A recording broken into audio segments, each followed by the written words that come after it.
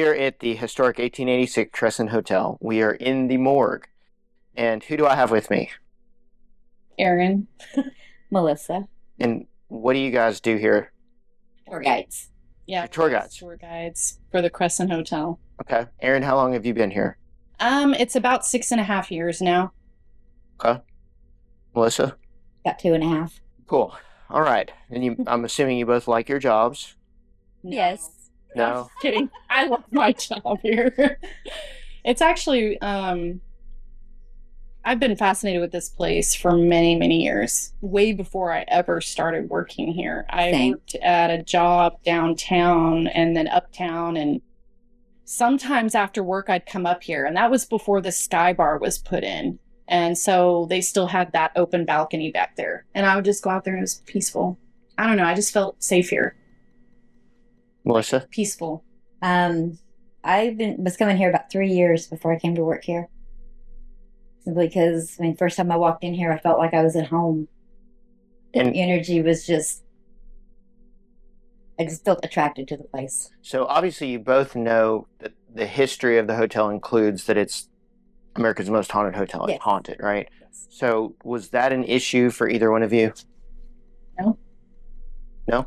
I didn't really know it was haunted when I first started coming here, actually. Really? Then I started hearing these horror stories. And of course, they were the really exaggerated ones where there was rooms that were, and they're based off fact. So there was supposedly these rooms that were boarded up permanently that never could be gotten to again, especially one in particular.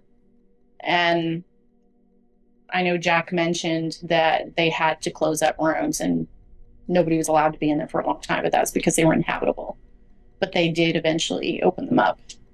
I'm going to ask both of you this question, and I'm curious what your answer is here. What was the first experience here that made you think that the hotel was haunted? It can be even before you started as employees, but what was your first experience that made you realize or think that the hotel was haunted? Well, I kind of was skeptical, actually, but I overheard a few tours when I would come, and I was wondering if it was for show or if they really, really, if there really was something kind of thing, is because I wasn't sure. And the first time I realized for sure was not really the stories themselves that we learned, but was when I saw who might have been Michael in 218. That was my first experience. What about you, Melissa? Mine would be in 218 also. It was before I came to work here. I was staying in Michael's room, and I had, for one, the dresser drawer open. Mm-hmm. And then I had laid a pendulum out on the bed perfectly straight and told Michael, hey, I'm going to go down to dinner. While I'm gone, you can play with it if you want to. Well, came back up and it was curved, like in a half circle. Oh, wow. Yeah. Okay. And that was the first time I ever stayed. Either of you ever had something happen while you were giving a tour that you couldn't explain? More than once. Yeah. Both of you, really, more than once. Let's hear it. Yeah. Well, there's a lot. You start. I've only had like a couple of things because I haven't been here as long as she has, but I saw a translucent apparition go from 312 across the hallway like it was going towards the elevator.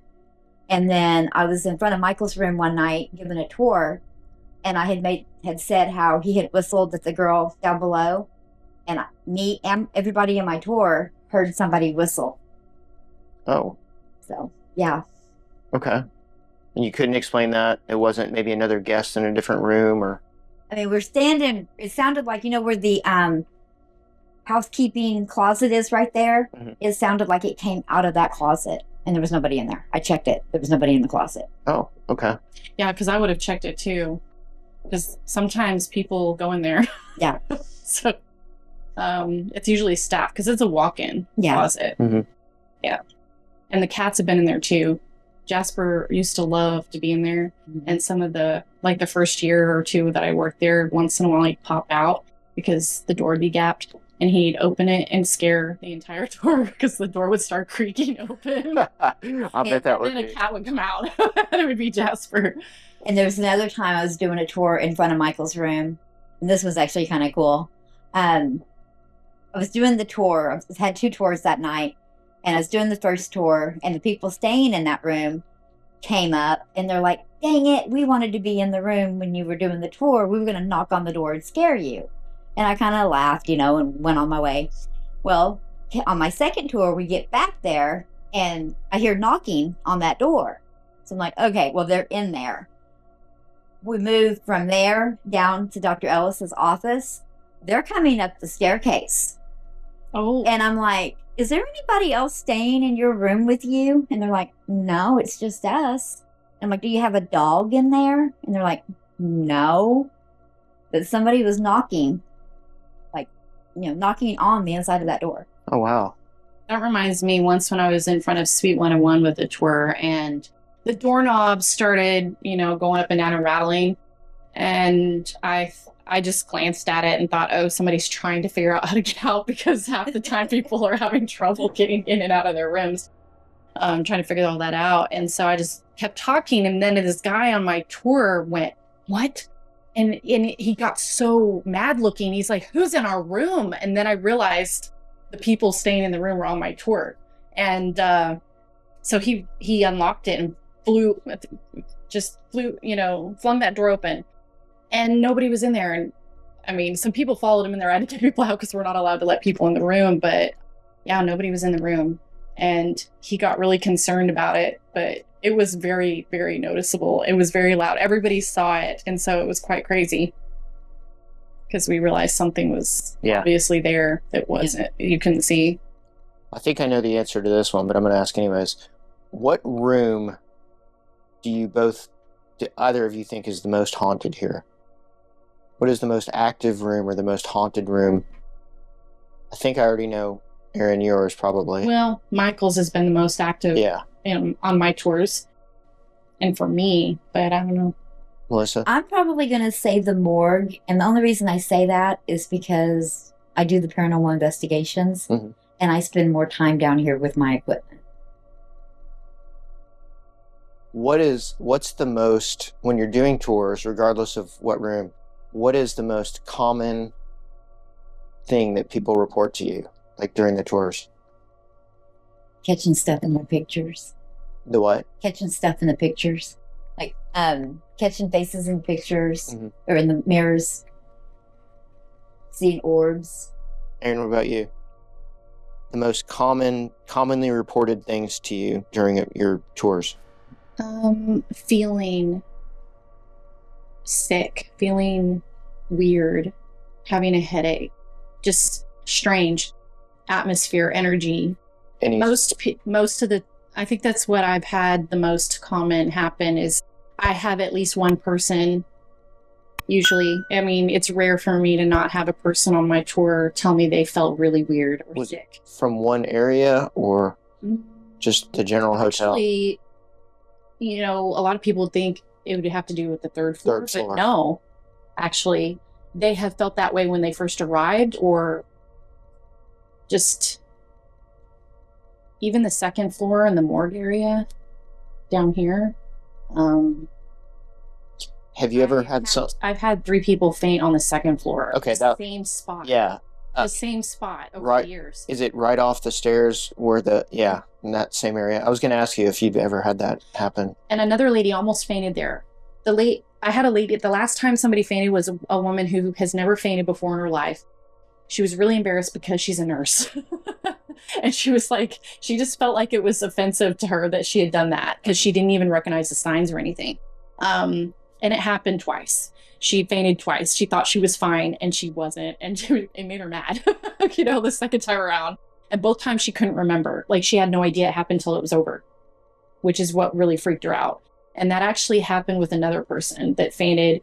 They had no idea they had fainted until they were on the floor. Yeah. And I guess that's what happens, I don't know.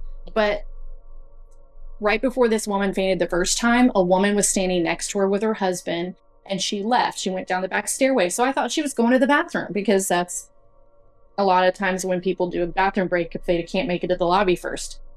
And when that woman fainted, the husband's face, he went, "Oh my gosh, my wife almost fainted. She told me I have to leave. I feel like I'm going to faint."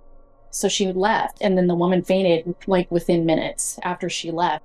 And they'd been standing side by side in that same spot. So she could have fainted too. And that would have been really weird. Yeah. And then that woman, she thought she was fine. She fainted again. So I ended up having to call the front desk, because the first time she's like, I'm fine, you know. She wasn't. Melissa, have you had anyone on your tours faint or have to leave the tour because they felt ill or sick? Yeah, I've had one person faint on the 3rd floor. Not there next to the little 4-way area, but it was down further. And then I had one faint on the 2nd floor, right there where the 2 little steps are, right there in that area. Oh, yeah. Okay. Coming down to the 2nd? Mm-hmm. Yeah. That's where, that area is where I've had people faint. And one of them, the first time it happened, was a woman that actually left the 3rd floor. She's like, I can't be here. She actually tried to sit down, but she was wearing high heels. And so the guy with her decided they better leave. So they went down the stairs. I told him not let go of her as they were going down the stairs. So he didn't. By the time they made it down, we were starting to come down, because it took them a while. And then they went around the corner, went down those 2 steps. And I think he thought everything was fine at that point. So he let go of her, and she took 2 steps and face planted. She just went out like that, so quick, but right there in that same spot. And it was pretty loud. And I thought for sure she had hurt herself, because she just face planted so hard. But she actually didn't look like she hurt herself. She went and sat in the lobby and then rejoined the tour, and she was fine after that. But she doesn't know what had happened. And I've had 2 people faint on the 3rd floor. So I've had more faint on the 2nd, and I've had one person faint in here. But I've had so many people almost faint on the 3rd floor and leave the area, because people have had to lay down. They've had to get on their knees. One woman would have fainted, but I had a nurse on my tour, and she looked at her and she's like, "Get on the floor now." And she literally went over to the woman and helped her to the floor, because the woman was like, "I don't feel good." And then she started to pass out right before the nurse got her down, and she didn't pass out, but she came so close. And but she got her down, and she just laid on the floor for a while. So is there any, you both do tours throughout the night, is there any specific time that you've noticed that activity seems to be more present or active in the hotel? No, not really. I haven't noticed a specific time frame. I will say that the energy is different in the morning when a lot of people have checked out. I've walked around the hotel before when it's quiet and it's morning, and the energy seems very high then. And I've heard that people have experienced things then too. So, are there any areas of the hotel that you're in that you feel like you're being watched? Yes. Mm-hmm. Mainly here down in the morgue. Yeah. But I don't feel scared. No. This is for both of you as well. If you could show guests one place only on tours to convince them that this was America's most haunted hotel, where would you take them? Oh. Michael's room, probably. Michael's? I know, maybe. I mean, I've had a lot of things happen, but not everybody has things happen. Yeah. That's the thing. It's really hard to say. I know. You never know where or when it's going to happen. Mm-hmm. I mean, I would probably bring him to 218 and tell him the stories. Yeah. But I couldn't, I wouldn't know if they would feel anything there. But the energy outside the room has affected people, and the 3rd floor has. So maybe one of those spots. But I'm not sure about the 3rd floor all the time, but I don't know. And 3,500 has affected. So this last ESP weekend and lockdown, a lot of people were really affected by 3,500. Like, they just felt really there. I had quite a few leave the room and say, and I can't be in there. It's really awful. And they seem to say it more often for 3,500 than they do for down here in the morgue. Yeah. But I have had people leave the morgue. Yeah. I had a guy once when I first started. He came in here and he said, I apologize. I have to go. This place, it smells like blood. And I said, do you want to elaborate? And he's like, well, when I was a kid, my aunt and uncle would babysit me, and they owned a slaughterhouse, and I was not supposed to go in there, but I would sneak in and go and explore. And so he ended up getting traumatized a few times, I guess. And the smell of blood was, of course, strong in the slaughterhouse. He said that it's actually brought back the memories of his childhood in the slaughterhouse coming in here, and he could smell metallic blood smell. And he's like, I'm sorry, I just can't. I can't. It's bringing back memories I don't want to remember. And so he left. And after he waited up in the lobby and visited with me, though, a little bit after. He wanted to hear, some things I would have talked about. But he couldn't be in here. He couldn't handle it at all. Melissa?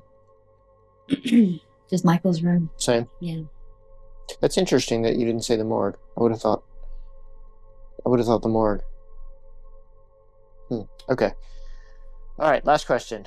What is the most memorable story that a guest has ever told you about their stay at the Crescent, and why has it stuck with you? There was a woman earlier, I think it was in the summer last year. She came up to me and said that it was not her first time here, but her second time here, they stayed in a room on the first floor. And I think it might have been the room that's 2 rooms down from the conservatory. Oh, on that hallway? Yeah. Yeah. I think that's the room. That's kind of what it sounded like, but I don't know for sure because she can remember the number. And it was years and years ago, so I don't know. But anyway, she said that she could not sleep all night. In the morning, her girlfriends, they were like, man, we slept great, it was a haunted hotel. She's like, what? You guys weren't bothered by all the staff going through our room all night, coming in and messing with things? And she's like, and they're like, what? She's like, yeah. And I kept getting woken up, and there'd be a maid, and she'd be messing with this and messing, just doing different things, walking through, carrying linens, going into the bathroom, doing things in there. And she's like, why the hell are they messing with the room in the middle of the night? And the way she was describing all of that, it kind of reminded me when I have had a baby and I'm in the hospital and they come in and they mess with everything and they take your blood and you want to be left alone. So it kind of made me think of that. And I mentioned that. She's like, yeah, that's what it was like, because she's had kids too. And she said it was so frustrating, but I couldn't seem to tell them to leave or ask them why in the world were they in our room in the middle of the night without permission, and we hadn't left yet, to clean. But she said the weird thing was she thought in her head that maybe it was a hallway they had to get somewhere else, but that was the room. So she wasn't fully, I guess she was just partly awake, so she wasn't thinking clearly. So she kind of tried to explain it away as that they must have to go that way, but it was the room, it doesn't make sense. And she's like, I felt really dumb later, but at the time, that's how I was able to relax. But she said it really bothered me. They just kept coming in. They kept, messing with this, that, and the other in the room. And finally, she got some sleep. And she said she couldn't stand being in that room. But she didn't know why that room was so active. And I still don't know why. I don't know. It was weird. What about you? So, mine would probably be a couple of ladies were staying in one of the rooms on the 4th floor, and one lady had went in to take a shower, and the other one had left the room to go do something. Well, while she was in the shower, she had gotten out of the shower, but she was still in the bathroom. She heard a little girl giggling in the room. So she looks in there, nothing. Doesn't really think a whole lot about it. A little bit later, the other lady comes in. She's taking a shower, and they hear the little girl giggling again. If there is one piece of advice that you would give anyone that be coming to the Crescent Hotel to stay, what would it be? Come with an open mind so that you can just be open. I like that. I would say to have respect for the spirits. Definitely. Very much. Provoke them, No. be respectful, kind, and they will be kind back. Yes. Because if you provoke them, they're not going to be, because this is their home right now. And they, if you went into somebody's house and you weren't very nice, they're not, you just have to be respectful and if you want them to communicate with you, you just have to make them feel like you're a safe place to communicate, how they feel with you and show themselves. Because I've had some people that have felt a negative, dark energy here, but their energy seem like they're not. They probably provoked the spirits. Yeah. I'm not sure if they did, but it's just the vibe I'm getting from them and the way they are. I think that's why they're getting a negative, because usually there's nothing. The spirits here are not, trying to hurt you or scare you or be mean to you. Mm-mm. So I think when it happens, it's because the person was not being very respectful. That's my opinion. Yeah, I agree with that. Good advice. Well, thank you guys both so much. I really, really appreciate it.